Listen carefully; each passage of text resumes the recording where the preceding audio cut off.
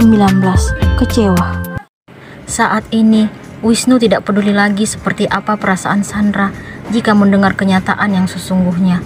Satu hal yang ada dalam pikiran laki-laki itu sekarang, ingin menjadikan sang istri sebagai wanita satu-satunya yang dia cintai, bukan hanya pelarian semata. Wisnu kini berusaha bersikap tenang, walaupun dirinya melihat Sandra bersama laki-laki lain dan seorang anak perempuan. Dia tidak ingin bertanya tentang kedua orang tersebut. Dia menyerahkan semuanya kepada Sandra. Sandra pun mengembangkan senyuman kepada Wisnu. Dia merasa bersyukur karena laki-laki itu sekarang telah berubah menjadi sosok yang diharapkan. Wisnu menghindari dirinya dan fokus kepada istri yang sedang hamil saat ini. Sandra telah berhasil menjalankan sebuah rencana untuk menyadarkan Wisnu. Kini, wanita itu ingin memberikan penjelasan tentang apa yang dia lakukan selama ini. Sandra tidak ingin menyakiti Wisnu ataupun Sarah. "Kenalin, ini suami dan anakku, Mas." Wisnu sangat terkejut mendengar pengakuan Sandra. "Apa? Suami dan anak?"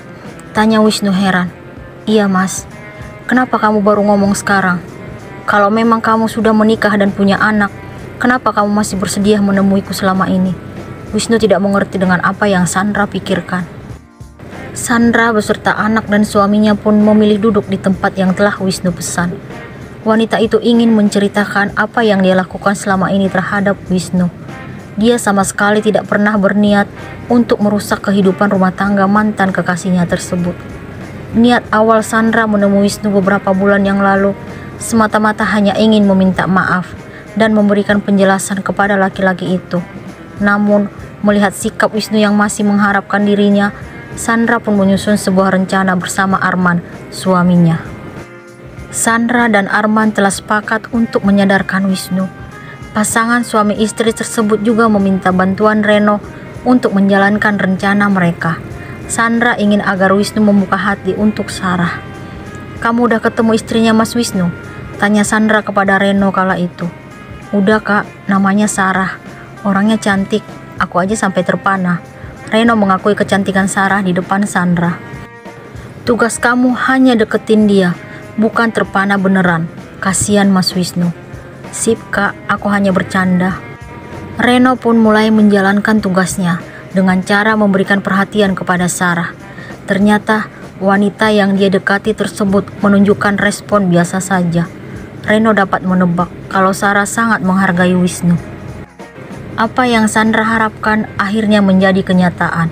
Dia mendapat laporan kalau Wisnu sangat marah ketika Reno mendekati Sarah.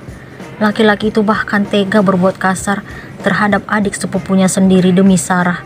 Reno pun merasa telah berhasil menjalankan tugas yang Sandra berikan.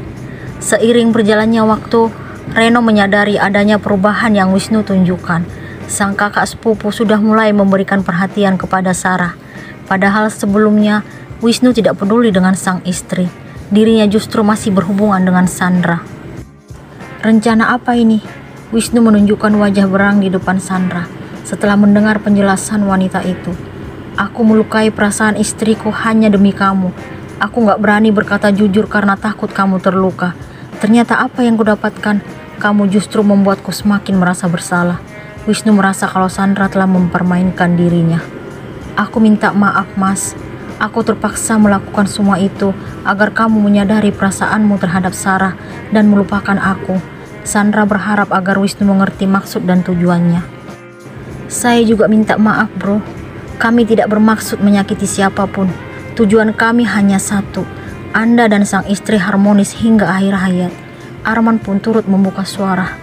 "Aku tetap gak terima dengan rencana menyakitkan yang kalian lakukan. Aku membencimu, Sandra." Wisnu belum mampu menerima apa yang telah Sandra lakukan.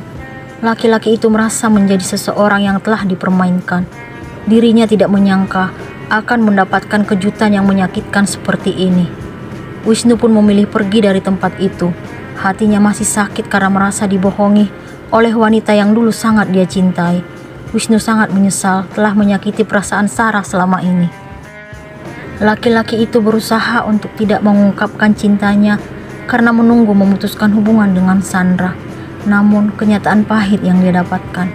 Setelah Wisnu beranjak dari tempat pertemuannya dengan Sandra, dia berniat untuk menemui orang yang turut bekerja sama dalam rencana mantan kekasihnya itu.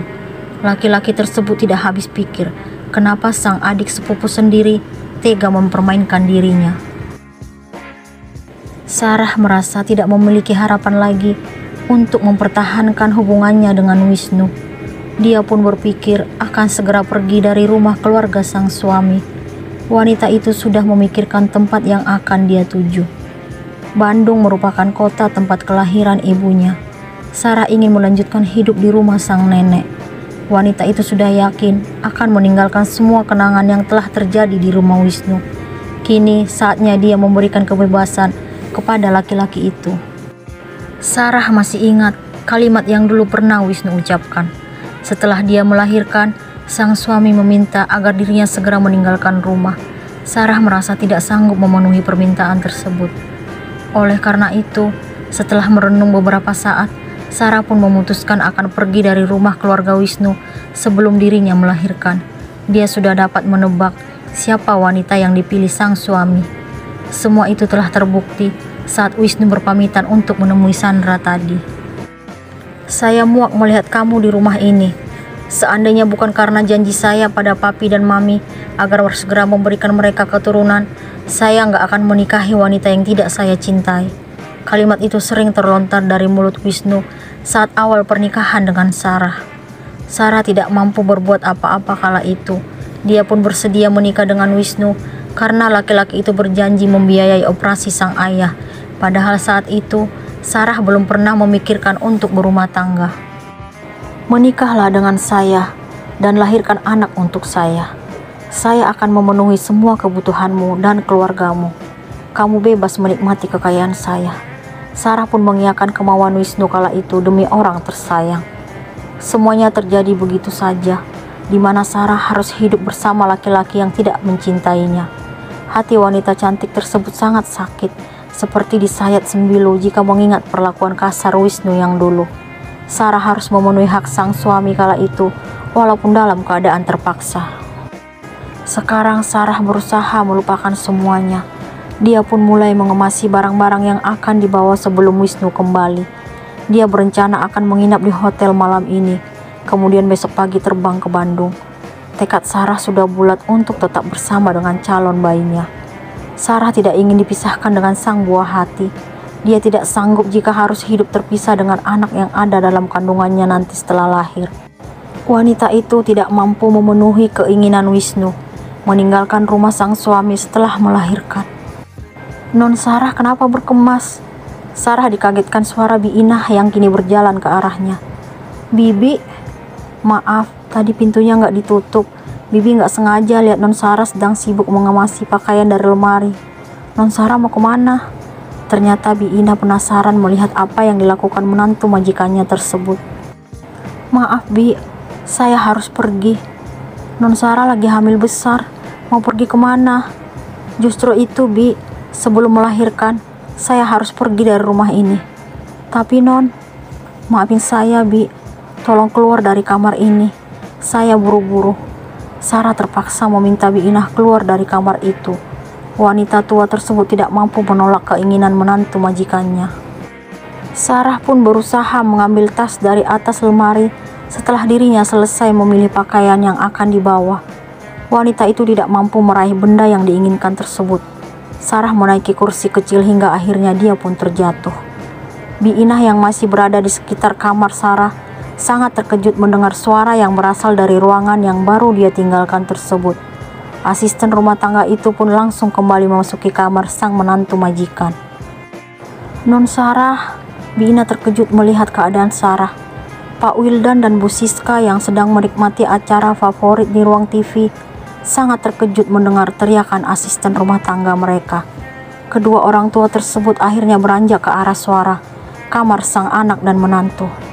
"Sarah," Bu Siska terkejut dan panik melihat keadaan Sarah. "Non Sarah pingsan Bu." Bi Inah mencoba membangunkan Sarah sejak terjatuh, tetapi tidak ada respon. Bu Siska segera meminta Bi Inah menghubungi Wisnu, karena melihat sang putra tidak berada di kamar. Sementara Pak Wildan berusaha mengangkat Sarah ke tempat tidur dan dibantu oleh istrinya. Bu Siska sangat heran melihat pakaian Sarah yang telah tersusun rapi di tempat tidur. Wanita itu tidak tahu kalau menantu yang dia sayangi tersebut berencana meninggalkan Wisnu dan berusaha menghapus kenangan yang pernah ada. Bagaimana nasib Sarah selanjutnya?